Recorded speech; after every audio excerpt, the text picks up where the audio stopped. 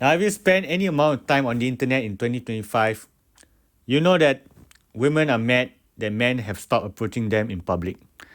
Now, unlike previously, I'm not going to watch this video and give my reaction to it. But there is, however, more videos on this topic so far. From my own observation, they all give cookie cutter answers. You know, like fear of being called a creep, getting accused of harassment and whatnot, maybe throwing some economic factors for good measure. Even the AI have regurgitated some of those points. So if you are here to hear some cookie cutter answers, then I'm sorry you came to the wrong place. But in the event you don't have 5 minutes to spare, here's a quick summary of the 5 reasons why I think men have stopped approaching women. Yeah, but it's no fun. What do you mean? Why? And Don't you it's wanna- no fun. Don't you like the risk of it? About? Now that you have stuck through the intro, here's the 5-minute video. Now, reason number 5. There's so many other things that guys can do that are actually quite a bit of fun. There's gaming, hanging out with the bros, and many other activities that guys can do sometimes, preferably without the presence of women. Now, here's a clip from the Flagrant podcast. Notice how the guys in it are roasting each other and having a good time. So mad at me for not giving him liquor. What do you think love is, Bobby? This is what addiction does. Is that why you stayed in that relationship so long? Dude. Bro. Oh, no, Akash, hold on. Sit down. Sit down. We don't want your fucking mic to come off again. Bro. I love you? That's what you fucking texted me, you fuck? Dude, did you see? You got up like a transformer, dude. That was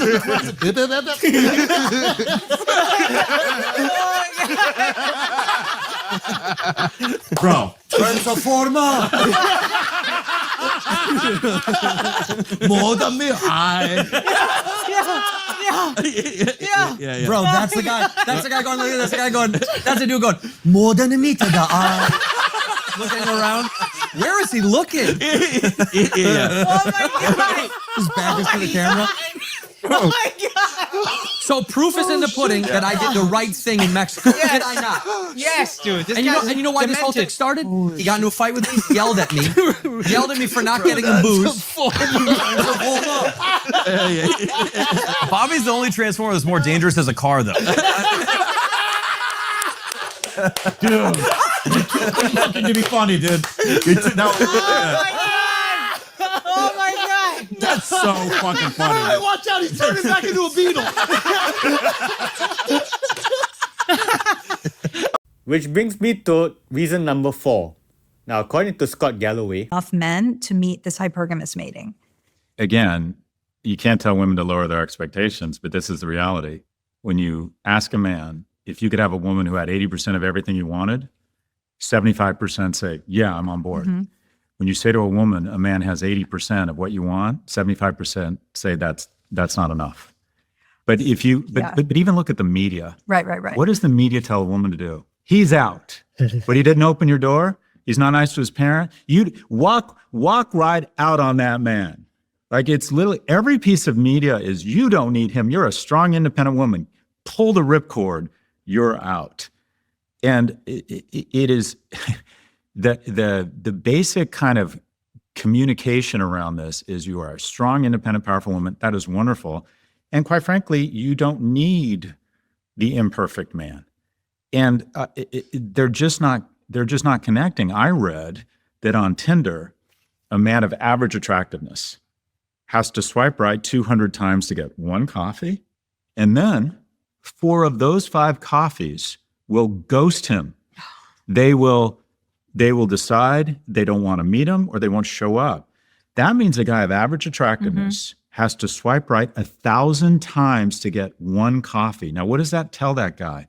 Women don't value me. Women make me feel rejected. And then they go online and they see these misogynists telling them it's not your fault. And these men become much more prone to misogynistic content, much more prone to nationalistic content, blaming other people for the lack of economic opportunity. They start sequestering from society. I worry that we are literally evolving a new species of asexual, asocial male.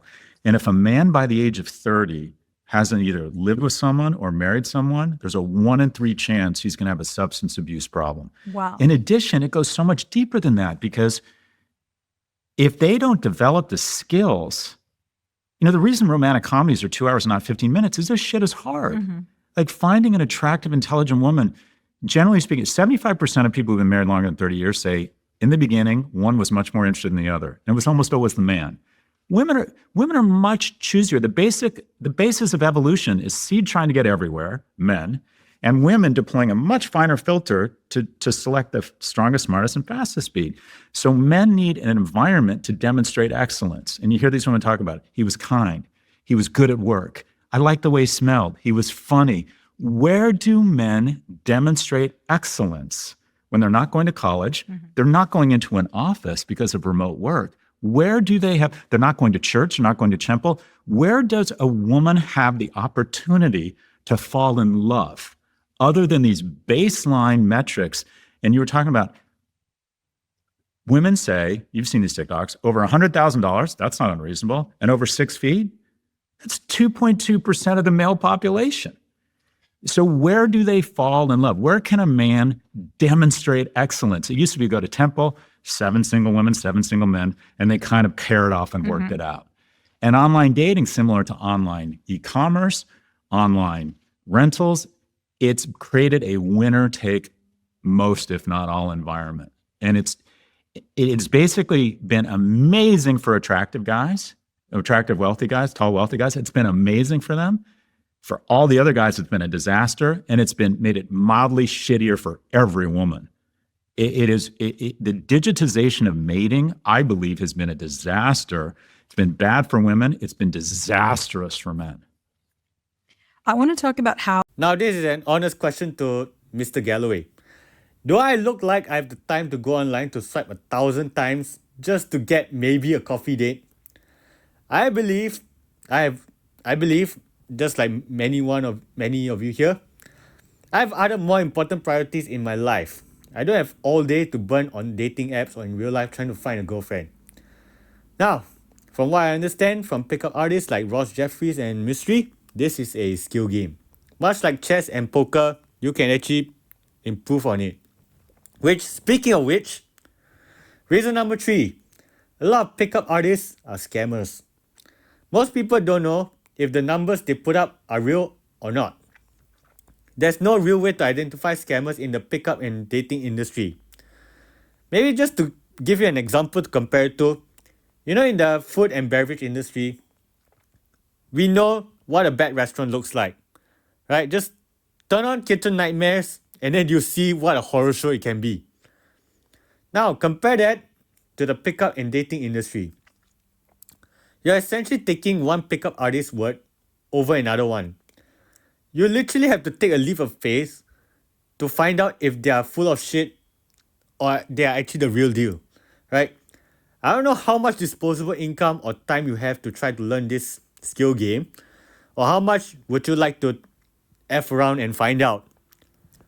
Which conveniently brings me to reason number 2. How do most people see pickup artists with double, triple, or even quadruple digit body counts? To put it mildly, not very well. So not only can we not verify that their body counts are real, we don't even know if they have crossed lines to get their number as high as they did. Right? So that's the second part of it. Because from what I understand, in order to have a romantic relationship, you kind of need to escalate and sexualize the conversation. Otherwise, you'll just remain a platonic friend, which is a nice way of saying ending up in the friend zone. Now, which brings me to my number 1 reason why guys have stopped approaching. The rampant and the borderline ridiculous misandry that actually makes me wonder if the people saying those things actually have more than 2 brain cells to rub together.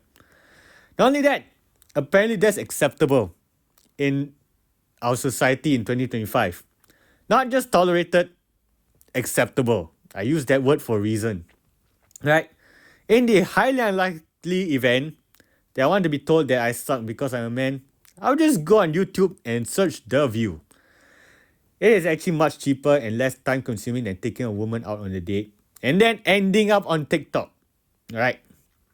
Now, I've also heard that women rather be with the bear than with a man when left alone in the woods.